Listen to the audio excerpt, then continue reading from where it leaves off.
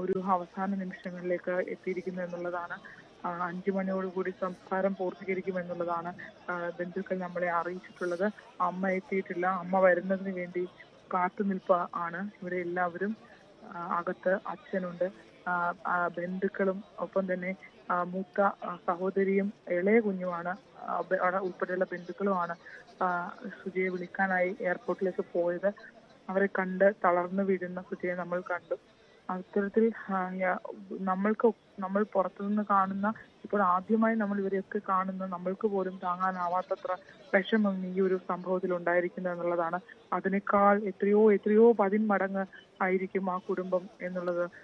ജീവിതകാലം മുഴുവൻ ഹൃദയം തകർക്കുന്ന ഒരു വേദനയായിട്ട് അവരുടെ ജീവിതത്തിൽ, ആ പാവപ്പെട്ട കുടുംബത്തിൽ ഒരു സംഭവം ഉണ്ടായിരിക്കുന്നു എന്നുള്ളത് ആണ് എല്ലാവരെയും വിഷമിപ്പിക്കുന്നത്. ഇവിടെ വന്നിരിക്കുന്ന ഈ ആളുകളും എല്ലാം മനസ്സിലാക്കുന്ന ആ കുട്ടി എത്രമാത്രം ആക്റ്റീവായിട്ടുള്ള ഒരു കുട്ടിയായിരുന്നു. കടന്നു പോകുന്ന വഴികൾ, സ്കൂളിലും ഒക്കെ പോകുന്ന ഒരിടങ്ങളിലും ഒക്കെ അത്തരത്തിൽ എല്ലാവരുമായും തിരിച്ചും വർത്തമാനം പറഞ്ഞും ഒക്കെ പോകുന്ന ഒരു കുട്ടിയാണെന്നുള്ളതാണ് ഇവിടെയുള്ളവർ വ്യക്തമാക്കുന്നത്. അങ്ങനെ ഉള്ള ഒരു കുട്ടിയെയാണ് ഇപ്പോൾ ഈ നാടിന് നഷ്ടപ്പെട്ടിട്ടുള്ളത്.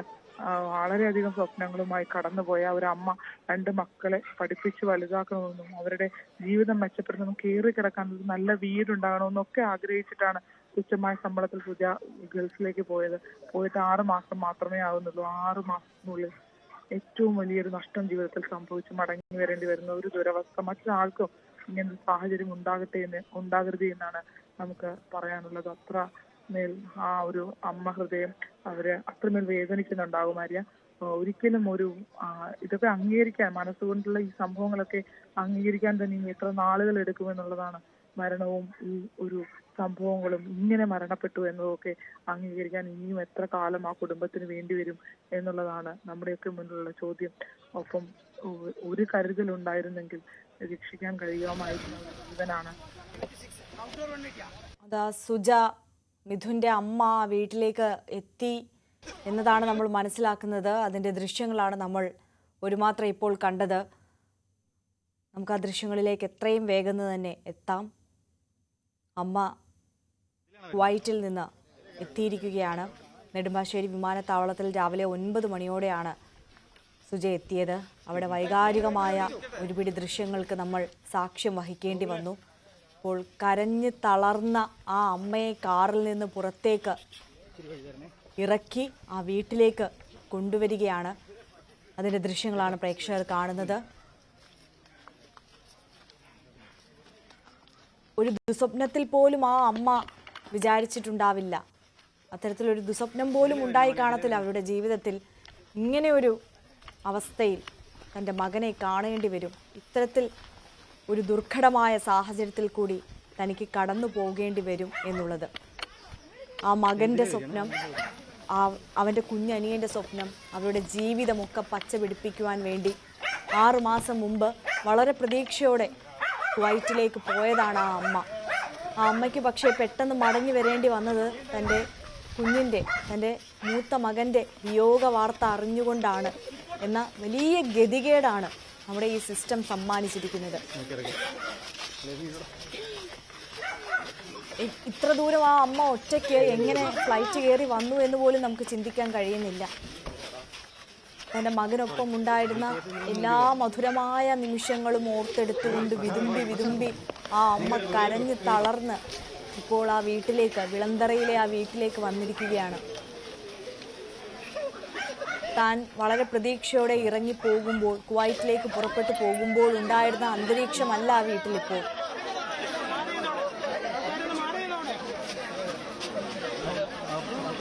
ഈ നിമിഷങ്ങൾ നമുക്ക് കണ്ട് ഇരിക്കാൻ വളരെ പ്രയാസകരമാണ്.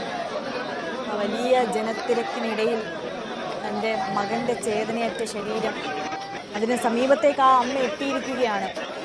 അതിവൈകാരികമായ രംഗങ്ങൾ, അതിവൈകാരികമായ നിമിഷങ്ങൾ നമുക്ക് വിവരിക്കാൻ കഴിയില്ല വാക്കുകൾ കൊണ്ട്. ഈ നിമിഷത്തെ എന്ത് പറഞ്ഞ് ആ അമ്മയെ ആശ്വസിപ്പിക്കണമെന്ന് അവിടെ കൂടിയിരിക്കുന്ന ഒരു മനുഷ്യർക്കും ഒരു നിശ്ചയവും ഉണ്ടാകില്ല.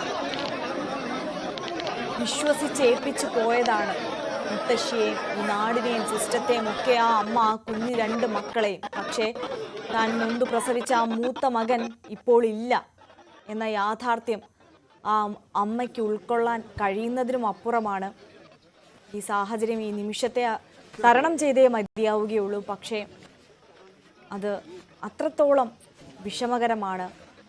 അത് നമുക്ക് അറിയാവുന്നതാണ്, എല്ലാവർക്കും അറിയാവുന്നതാണ്. ഈ നിമിഷത്തെ ഒന്നും നമുക്ക് ഇത്തരത്തിൽ വാക്കുകൾ കൊണ്ട് വിവരിക്കാൻ കഴിയില്ല. എന്നിരുന്നാലും അവിടുത്തെ സാഹചര്യങ്ങളിലേക്ക് നമുക്ക് പോകേണ്ടതുണ്ട്. ശരണ്യ തുടരുന്നുണ്ട് എന്നാണ് മനസ്സിലാക്കുന്നത്. ശരണ്യ, സംസാരിക്കാൻ ഒട്ടും കഴിയാത്തൊരു സാഹചര്യമാണെന്നറിയാം. പക്ഷെ അമ്മ എത്തിയിരിക്കുകയാണ്. ശരണ്യക്ക് പറയാം. അതെ, എന്ത് പറയാം, നമുക്ക് പറയാൻ വാക്കുകളില്ല എന്നുള്ളതാണ് യാഥാർത്ഥ്യം. എത്ര പറഞ്ഞാലും എത്ര നമ്മൾ വിവരിച്ചാലും ആ അമ്മയുടെ ദുഃഖം നമുക്കൊരു വാക്കുകളും കൊണ്ട് പൂർത്തീകരിക്കാൻ കഴിയില്ല എന്നുള്ളതാണ് അതിന്റെ യാഥാർത്ഥ്യം എന്നതാണ് സത്യം. കാരണം നമ്മൾ എത്ര വിവരിച്ചാലും ആ അമ്മ നിൽക്കുന്ന ഒരു സ്റ്റേജ് എന്ന് പറയുന്നത് അത്ര ഭീകരമായ ഒരു സ്റ്റേജിലാണ് അവർ നിൽക്കുന്നത് എന്നുള്ളതാണ്. ഇപ്പോൾ കുറച്ച് ഞാൻ 3 ദിവസമായി കാര്യങ്ങളൊക്കെ സംഭവിച്ചെങ്കിലും ഒന്ന് മാനസികമായി ബാക്കിയുള്ളവരെ എല്ലാവരെയും ഈ യാഥാർത്ഥ്യത്തോട് അവർ പൊരുത്തപ്പെട്ടിട്ടുണ്ട്. പക്ഷെ ആ യാഥാർത്ഥ്യത്തോട് ഒട്ടും പൊരുത്തപ്പെടാത്ത, ഒറ്റയ്ക്ക് ഈ വിങ്ങലുകൾ മുഴുവൻ നെഞ്ചിലൊതുക്കിയ ഒരാളാണ് അവരുടെ വേദന അത് നമ്മളുടെ ഒന്നും ഒതുങ്ങുന്നതല്ല എന്നുള്ളതാണ് യാഥാർത്ഥ്യം.